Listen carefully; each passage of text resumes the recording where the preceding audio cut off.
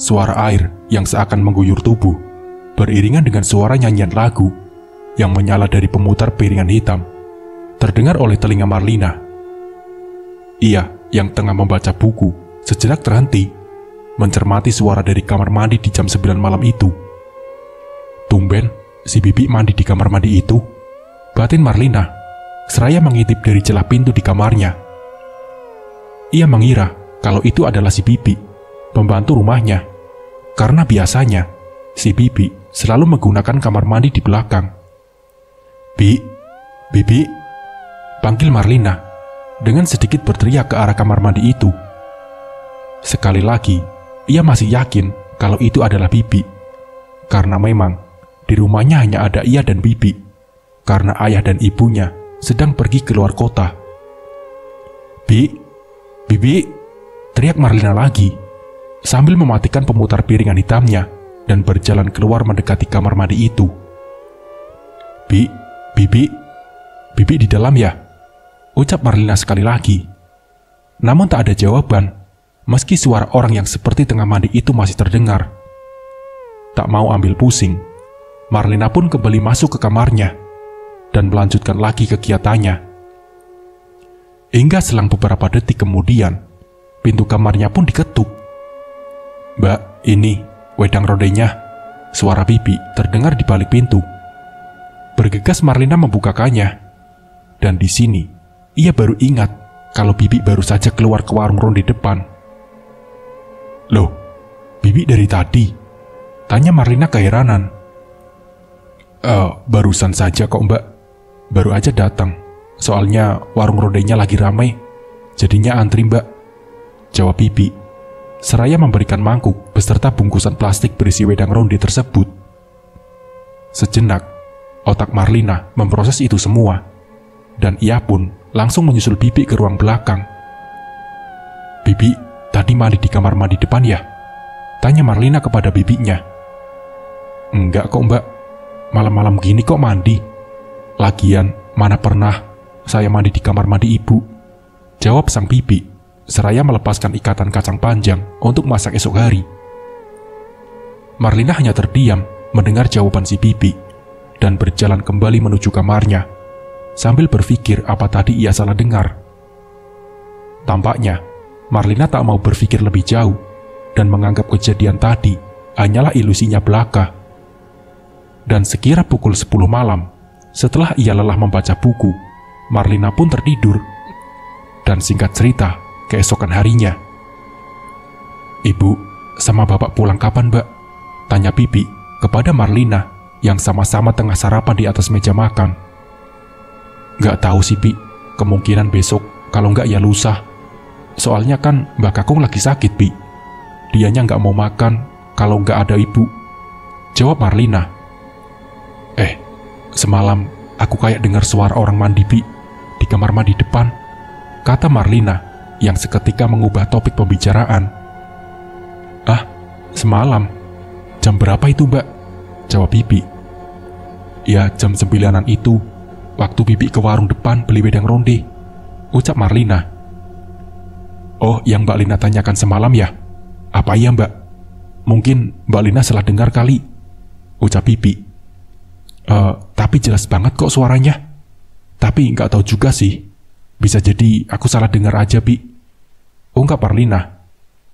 Singkat cerita, setelah selesai sarapan, Marlina pun mandi dan kembali masuk ke kamarnya. Memang beginilah kegiatannya setelah lulus SMA, sekitar 2 bulan yang lalu. Ia masih bingung antara kuliah untuk mengejar cita-citanya menjadi guru, atau langsung bekerja ikut bisnis kayu milik ayahnya. Pagi itu, seperti biasanya, Marlina akan membunuh waktu dengan cara membaca, entah koran, novel, ataupun majalah. Kejadian semalam pun juga sudah tak ia pikirkan. Marlina menganggapnya hanya salah dengar saja, hingga ada bau wangi yang tercium, masuk dan berkutat di ruangan kamarnya. Bau seperti parfum yang Marlina rasa cukup familiar, namun ia tak berhasil mengingat bau milik siapa itu. Marlina yang tadinya merebah, kini mulai bangkit dan mencari dari mana sumber bau itu berasal. Ia mengendus di setiap sudut kamarnya. bau itu terus bergeser dan perlahan menuntun Marlina untuk keluar dari kamarnya. Benar saja, di luar ruangan, bau itu semakin kuat dan bersamaan dengan itu, suara orang beraktivitas di dalam kamar mandi itu terdengar lagi. Seketika Marlina langsung menoleh ke arah kamar mandi itu dan berjalan perlahan ke arahnya sampai ia sadar kalau semakin ia dekat dengan kamar mandi itu, bau wangi ini semakin kuat. Hingga sampailah ia di depan kamar mandi itu, bersamaan dengan suara dan bau yang masih ada. Dan dalam waktu yang sama, Marlina juga sempat melihat Bibi yang tengah berlalu lalang di dapur melakukan sesuatu. Jadi, siapa ini yang ada di kamar mandi? Batin Marlina yang kini berdiri di depan pintunya. Langit masih terang, bahkan bisa dikatakan itu masih pagi. Dengan keadaan itu, ia pun tentu masih punya banyak keberanian. Dan dengan tanpa aba-aba, Marlina pun langsung membuka pintu kamar mandi itu. Marlina sambil membuka pintu itu untuk memeriksa siapa yang ada di dalamnya. Namun, tak ada siapapun di kamar mandi itu. Begitu juga dengan suara air dan bau wangi yang tiba-tiba saja lenyap. Seketika Marlina tentu bergidik ngeri. Ia yang kini takut pun langsung membalikkan badannya dan hendak berjalan cepat menuju kamarnya.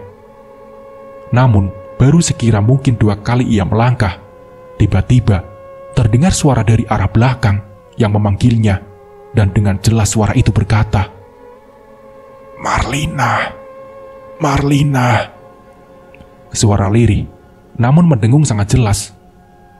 Marlina yang langkahnya sempat terhenti, kini berteriak dan berlari menuju kamarnya. Suara perempuan misterius itu yang terdengar di jam 9 pagi itu tentu merusak nalar Marlina. Bibi yang tadi mendengar teriakan Marlina langsung datang menghampirinya. "Ada apa, Mbak? Ada apa?" tanya Bibi dengan nada terburu. Ada orang di kamar mandi depan, Bi. Ada orang. Setan mungkin, Bi," ucap Marlina terbata ketakutan. Mendengar itu, Bibi pun langsung memeriksa kamar mandi itu, diikuti oleh Marlina di belakangnya. Bibi pun masuk dan memeriksa di setiap sisi dan langit-langitnya, dengan Marlina yang tampak menunggu di luar kamar mandi. "Mana, Mbak? Nggak ada siapa-siapa kok," kata si Bibi. Tapi tadi ada suara, Bi," kata Marlina. "Sudah, Mbak, nggak apa-apa. Bibi ke dapur dulu ya, masih ada kerjaan," ucap Bibi sambil beranjak keluar dari kamar mandi dan mengajak Marlina kembali ke kamarnya. Bibi pun kembali ke dapur, dan Marlina sekarang ada di dalam kamarnya, menggaruk-garuk kepalanya, mencoba mencerna kejadian itu. "Setan macam apa keluar pagi-pagi seperti ini?" ucap Marlina dalam hatinya, yang terus berharap semua ini hanyalah ilusi belaka.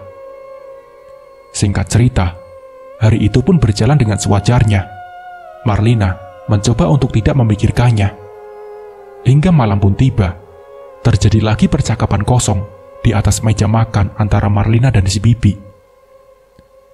"Yang tadi itu, memang Mbak Lina beneran yakin ada suara di kamar mandi?" tanya Bibi kepada Marlina yang sedang menyuap nasi ke dalam mulutnya itu. "Udahlah, Bi, nggak usah dibahas, akunya jadi takut," jawab Marlina yang tampaknya masih enggan membahas kejadian itu. "Oh iya, Mbak, maafkan saya," jawab si Bibi. Sejenak, mereka pun terdiam, melanjutkan kegiatan makannya itu.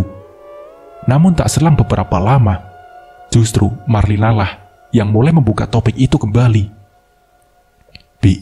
Bibi ngerasa nggak sih ada yang aneh dari rumah ini belakangan ini?" ucap Marlina kepada Bibi.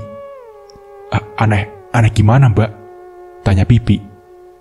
"Ya aneh aja, Bi. Nggak tahu juga, tapi aneh gitulah," sahut Marlina. "Bibi pernah ngalamin hal yang aneh nggak di rumah ini?" kata Marlina lagi. "Katanya nggak usah dibahas," jawab Bibi dengan nada bercanda. Namun belum sempat Marlina menanggapinya, tiba-tiba ada sesuatu yang tercium oleh mereka. Iya, bau parfum yang tadi pagi menuntun Marlina menuju kamar mandi itu. "Nyium bau wangi nggak, Bi?" tanya Marlina sambil hidungnya mengendus. Bibi pun terdiam sejenak, lalu mengiyakannya. Iya mbak, ini ada bau wangi, jawab Bibi dengan ekspresi yang sama dengan Marlina. Sepertinya, saya kenal dengan bau ini mbak, kata Bibi sedikit membisik. Iya, aku juga kayak gak asing. Tapi, bau siapa ya Bi? Tanya Marlina, yang kini mulai melungkup agak merasa takut. Terlihat Bibi tampak sejenak berpikir, mengingat-ingat bau parfum itu. Dan tak selang beberapa lama kemudian, Bibi yang tampaknya mulai ingat pun berkata, "Maaf ya mbak, ini kok seperti minyak wanginya Bu Liknarti," ucap Bibi membisik sedikit menundukkan badannya. Dan di sini pun, Marlina baru sadar. Ingatannya mulai kembali mendengar kata Bibi barusan. Marlina kini benar-benar ingat bau minyak wangi itu adalah milik Bu Liknarti, adik ayahnya yang baru meninggal sekitar 2 bulan yang lalu. Dan di sini, Marlina juga mulai menyadari bahwa suara yang memanggilnya saat di kamar mandi pagi tadi adalah suara dari Bu Liknarti. Rasa takut mulai terbangun di antara Bibi dan Marlina di atas meja makan itu. Mereka kini tampak saling pandang tanpa kata, seakan tak tahu harus berbuat apa. Sementara bau wangi parfum itu kini semakin menyengat mengitari ruangan makan. Dan bersamaan dengan itu, tiba-tiba lampu mulai terang redup, menambah suasana mencekam di malam yang sebenarnya belum terlalu larut.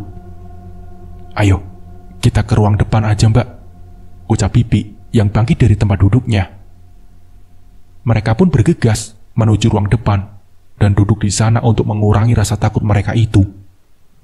Entah berapa lama mereka duduk saling terdiam di ruang tamu, yang jelas bau wangi itu kini seakan mengikutinya di ruang tamu, membuat Marlina yang merasa tak nyaman kini mengajak Bibi untuk keluar dari rumah itu. "Kita ke warung ronde aja yuk Bi," kata Marlina sambil berdiri. Bibi pun mengiyakannya, dan bergegaslah mereka keluar dari rumah itu. Dengan sedikit terburu-buru, tapi ketika Bibi hendak menutup pintu depan dan meninggalkan rumah, tiba-tiba muncul suara aktivitas dari kamar mandi itu lagi. Samar-samar terdengar dari teras depan rumah. Bibi dan Marlina yang mendengar itu sempat terhenti sejenak. "Nah, beneran toh Bi?" kata Marlina. Buru-buru, Bibi langsung mengunci pintu, dan mereka pun segera beranjak menuju warung ronde di pinggir jalan. "Apa benar itu Bu Liknarti ya Bi?" tanya Marlina di perjalanan. Mereka yang tampak gelisah dan agak tergesa-gesa. "Nggak tahu ya mbak, sudah nggak usah dipikir. Menurut agama, orang meninggal itu nggak mungkin kembali jadi hantu," kata Bibi menenangkan Marlina. Tapi Bi, dulu kan Bu Lik lantaran sakitnya kan gegara jatuh kepleset di kamar mandi itu," ungkap Marlina mencoba menghubung-hubungkan hal itu. Hingga beberapa saat kemudian, sampailah mereka di warung ronde ujung jalan.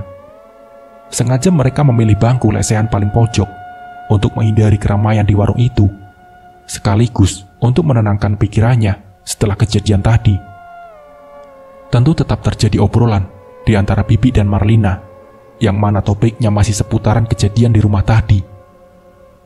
Dengan pembicaraan yang mengalir, hingga mau tak mau, obrolan tentang Bu Liknarti pun terbahas di perbincangan itu.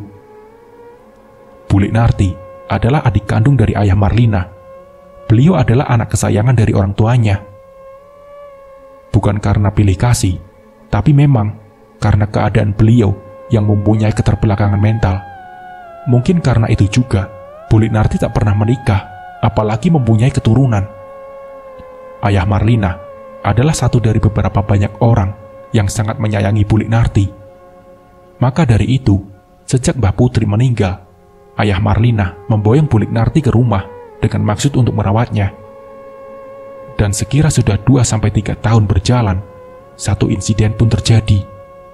Bu Liknarti terpeleset di kamar mandi, dan sejak itu beliau menjadi lumpuh. Setahun berjalan, keadaan Bu Liknarti semakin parah, hingga akhirnya beliau meninggal di rumah sakit, tepatnya 2 bulan yang lalu. Jam pun terus berlalu. Tak terasa Bibi dan Marlina sudah ngobrol cukup lama di warung ronde itu. Ayo pulang, Mbak, ajak si Bibi kepada Marlina. Yakin kita mau pulang, Bi? Jawab Marlina ragu. Ya pulang dong, Mbak, masa tidur di sini? Jawab si Bibi. Singkat cerita, setelah sedikit perdebatan kecil, mereka pun pulang, walau sebenarnya masih ada rasa takut dan gelisah di raut wajah mereka. Dan setelah sampai di depan rumah, tiba-tiba Bibi menghentikan langkahnya dan menyenggol Marlina yang tak begitu memperhatikan untuk melihat apa yang Bibi lihat. Itu siapa di depan rumah, Mbak? Ucap Bibi pelan, seraya matanya menerawang ke arah teras depan rumah yang tak begitu terang itu. Marlina yang kini juga menyadari itu pun langsung memegang erat lengan si Bibi. Tampak seorang wanita berbaju putih dengan berdiri mematung di antara anak tangga teras depan rumah. Siapa ya? Ucap Bibi sambil berjalan mendekat bergandengan dengan Marlina. Tak ada jawaban dari orang itu. Bibi pun mengulangi kata-katanya lagi. Siapa ya? Kata Bibi lagi dengan nada yang lebih keras. Tapi tetap saja tidak ada jawaban. Dengan penuh keraguan, mereka pun tetap berjalan, semakin mendekat sambil memandang ke arah orang itu. Hingga akhirnya, suasana berubah ketika perlahan sosok itu membayang dan menghilang sedikit demi sedikit. Langkah mereka tentu terhenti mengetahui itu. Tapi mau tak mau, mereka tetap harus masuk ke dalam rumah. Akhirnya dengan langkah cepat, Bibi yang menggandeng tangan Marlina pun langsung menuju pintu dan membuka kunci. Buru-buru mereka masuk ke dalam rumah dan langsung meringkuk di ruang tengah. Mereka masih saling diam. Otaknya masing-masing masih mencerna apa yang sebenarnya terjadi. Itu apa tadi, Bi? Ucap Marlina yang sudah tak tahan. Bibi juga nggak tahu, Mbak, kata Bibi yang tampak mulai ketakutan. Bibi tidur di kamarku aja ya, ucap Marlina. Iya, Mbak, tapi saya ambil selimut dulu di kamar belakang, jawab si Bibi. Aku ikut, Bi, balas Marlina. Mereka pun mulai berjalan menghadap ke belakang menuju kamar Bibi. Sesudah mengambil selimut, mereka kembali berjalan, kali ini menuju kamar Marlina, dengan perasaan yang masih sama kacaunya. Tapi tiba-tiba di tengah perjalanan, tepatnya di depan kamar mandi, tiba-tiba suara orang mandi itu terdengar lagi. Marlina dan Bibi pun langsung berlari mendengar itu, masuk ke kamar Marlina dan segera menguncinya. Mereka duduk berkubang dengan selimut di atas tempat tidur, dengan suara dari kamar mandi itu yang masih terdengar. Hingga tak lama, suara itu pun perlahan menghilang.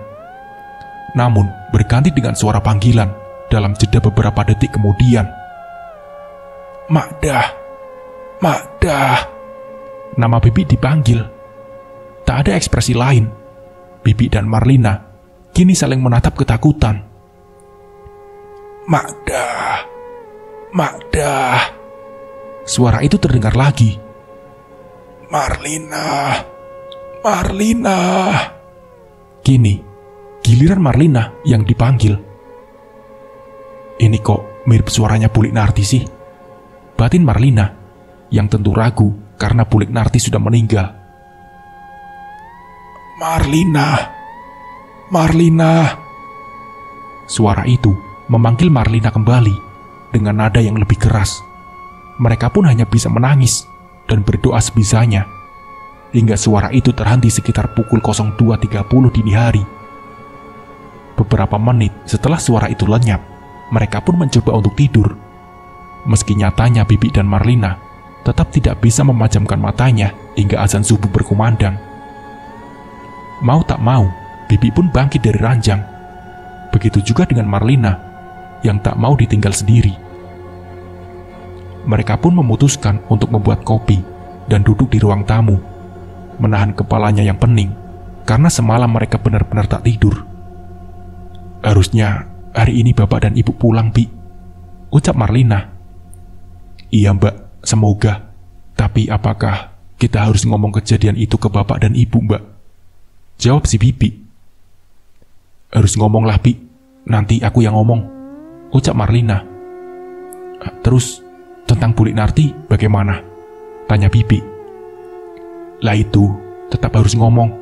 Aku yakin ada yang gak beres dengan itu, ungkap Marlina. Mentari pun mulai terbit.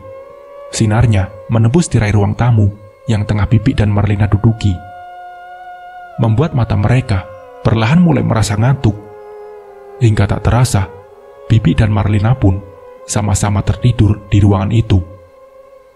Tak tahu apa yang terjadi. Mungkin karena kelelahan, mereka terlelap hingga sore hari menjelang maghrib. Bibi yang pertama kali terbangun pun tampak kebingungan, mengira dirinya tertidur beberapa menit saja. "Mbak, bangun mbak," ucap Bibi membangunkan Marlina. Beberapa saat kemudian, azan maghrib pun berkumandang. "Ini subuh ya, Bi," kata Marlina. Tapi setelah melihat ke arah jam, tentu mereka terheran-heran ketika jarum jam menunjukkan pukul 6 sore. "Selama ini kita tertidur ya," kata Marlina yang masih agak kebingungan. Bibi tampak bergegas ke ruang belakang. Entah mungkin ada pekerjaan yang harus Bibi selesaikan. Sementara Marlina belum beranjak dari ruang tamu. Tampaknya otaknya masih mencerna semua ini. Dan hujan yang tiba-tiba saja turun dengan sangat deras pun menyadarkan Marlina untuk segera beranjak dari ruangan itu. "Ada apa sih ini?" kata Marlina sambil berjalan dan masuk ke kamarnya. Ia terduduk sejenak hingga akhirnya mengambil handuk dan memutuskan untuk mandi. Setelah mandi, kembali ia kini berada di ruang tengah bersama. "Kok bapak sama ibu belum pulang juga ya mbak?" tanya Bibi. "Nggak tahu juga Bi, harusnya sih hari ini mereka sudah pulang," jawab Marlina sambil berjalan ke kamarnya dan menyalakan musik dari piringan hitam. Dan setelah itu, ia kembali lagi duduk bersama Bibi. "Mbak, nggak usah nyetel musik pakai itu toh mbak, suaranya kayak gimana gitu, serem tahu.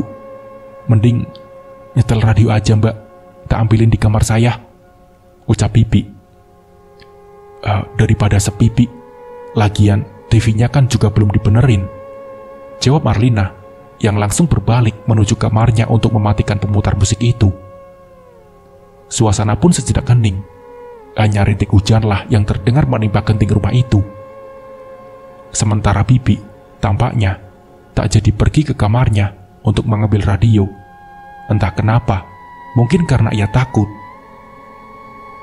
"Kita harus cari tahu, Bi," ucap Marlina membuka pembicaraan. "Cari tahu apa mbak?" jawab Bibi yang tampaknya sudah tahu dengan apa yang tengah Marlina bicarakan. "Kita harus cari tahu kenapa Bu Narti tiba-tiba pulang," tegas Marlina. "Tapi bagaimana kita tahu mbak? Bukankah akan lebih baik kita tanyakan ini saja sama bapak dan ibu?" jawab Bibi yang mulai serius. Namun tiba-tiba, "Mau cari tahu apa?"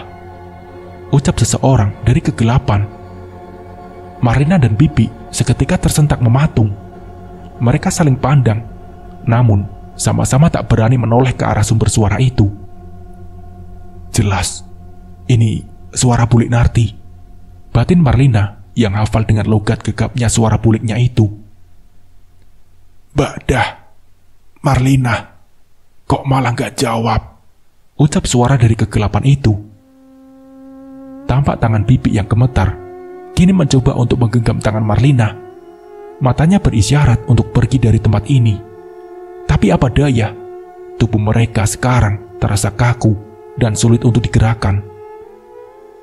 Apalagi bau parfum itu kini kembali tercium, mengitari ruangan itu, sampai akhirnya mereka yakin suara itu sudah tak lagi terdengar. Dengan sekuat tenaga, Bibi dan Marlina pun bangkit dari tempat duduknya dan berlari ke ruang tamu. Tapi ternyata ini belum selesai, karena terdengar dari ruang tamu suara dari kamar mandi itu lagi. Dan kali ini bukan hanya suara air yang mengguyur, tapi juga suara nyanyian di setiap jedanya.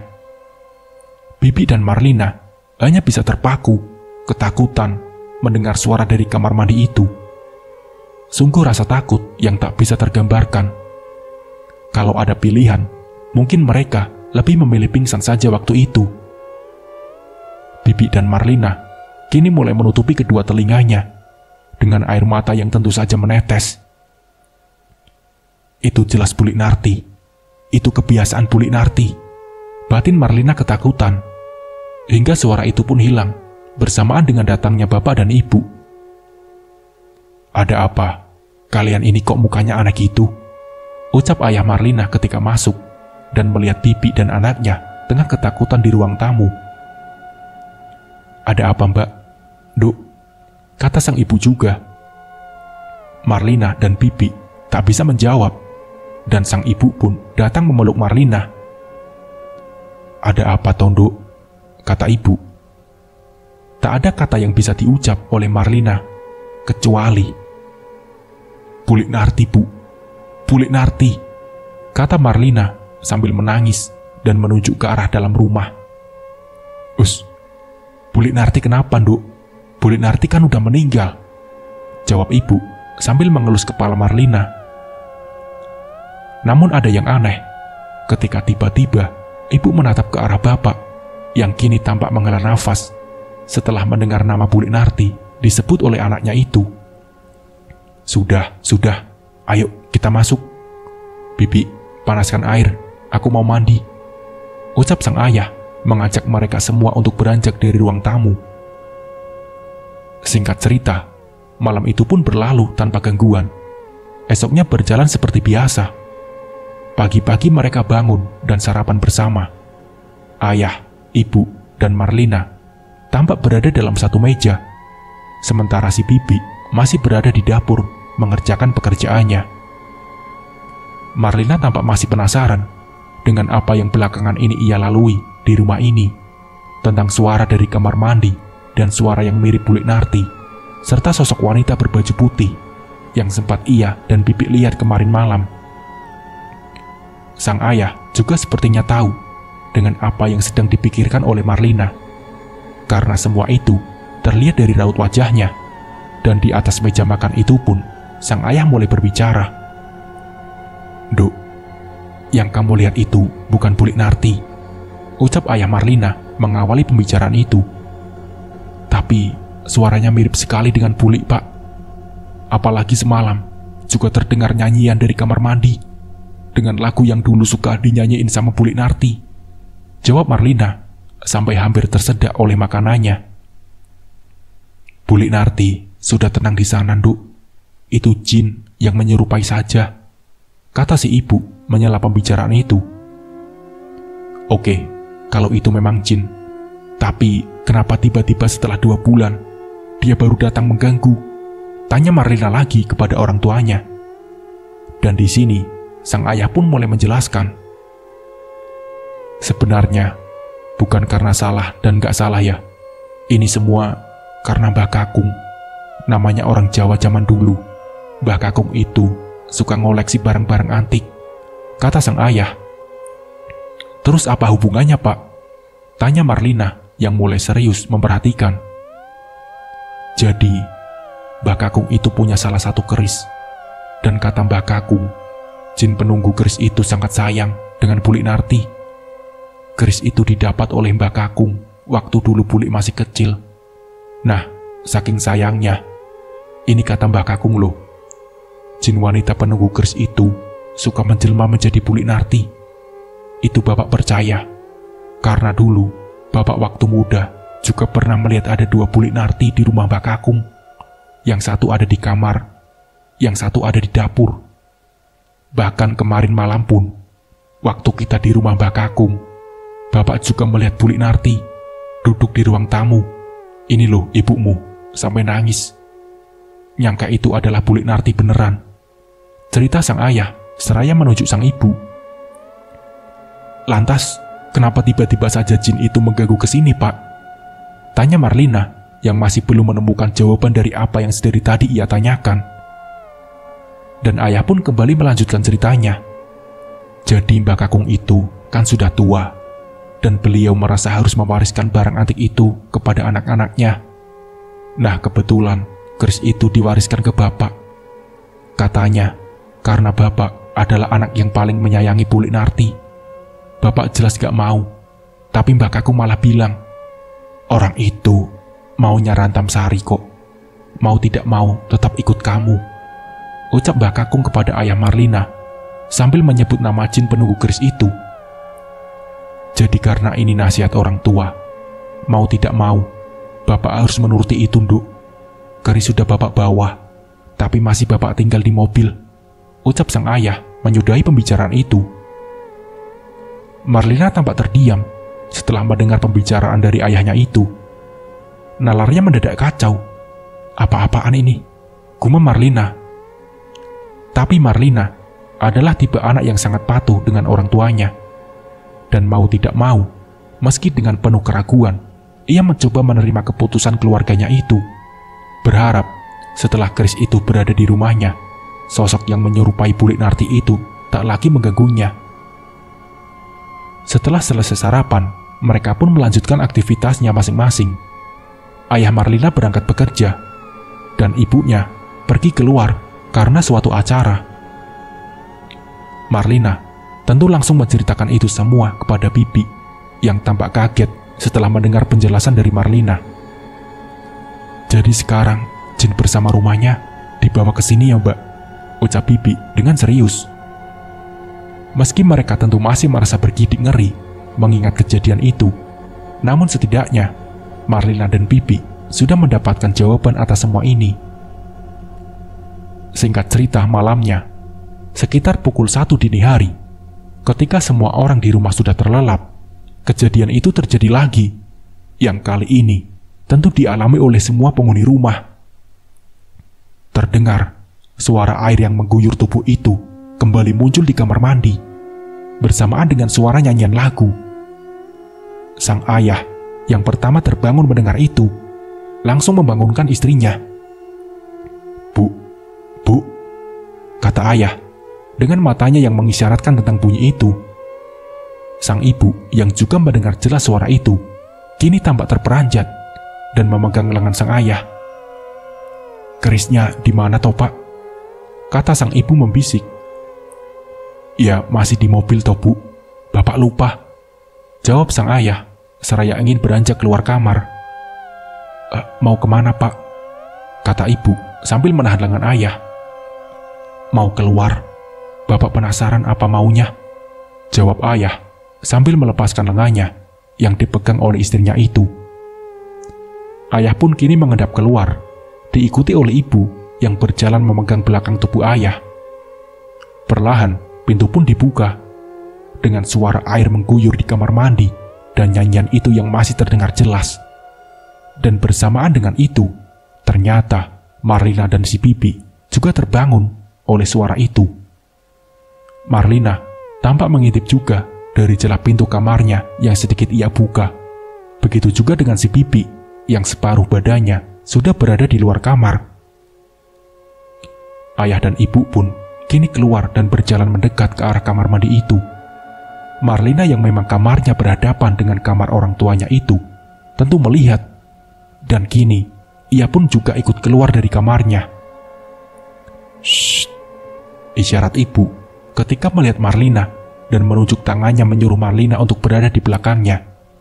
Sementara itu, Bibi yang juga melihat itu pun ikut mendekat. Suara itu pun masih terdengar. Ini sudah gila, gumam Marlina. Suara itu masih terdengar jelas dari kamar mandi itu. Ayah, ibu, Marlina, dan Bibi kini benar-benar menyadari dan hampir yakin kalau itu adalah suara dari Bulik Narti ketika mendengar nyanyian itu. Sang ayah yang pertama kali mendengar suara jin penunggu keris itu menirukan Bulik Narti mulai terbawa suasana. Ia seperti mendengar kembali suara adik kesayangannya yang sudah meninggal 2 bulan yang lalu. Sambil menangis, sang ayah berkata dengan terbata, Di hati, ucap ayah bergetar. Sang ibu yang menyadari suaminya itu mulai terkecoh, langsung menarik tubuh sang ayah. Nyebut, Pak, nyebut. Dik Narti itu sudah tidak ada, kata ibu, meski ia juga mengucapkannya sambil menangis.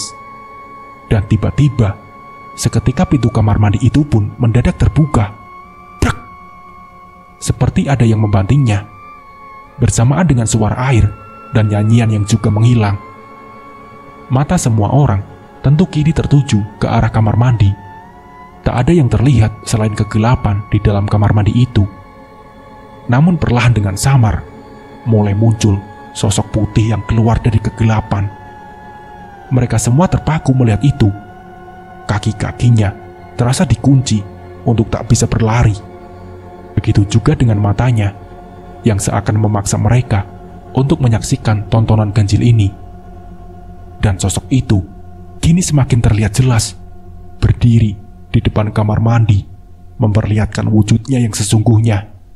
Sosok wanita dengan rambut yang disanggul, mengenakan kebaya putih, namun dengan tinggi yang tak wajar. Kepalanya hampir menyentuh langit-langit rumah. Jelas, ini bukan Bulik Narti, melainkan memang jin penunggu keris itu. Sosok itu pun berjalan satu langkah ke depan, sedikit mendekati ayah, ibu, Marlina, dan bibi yang masih terpaku tak bisa bergerak.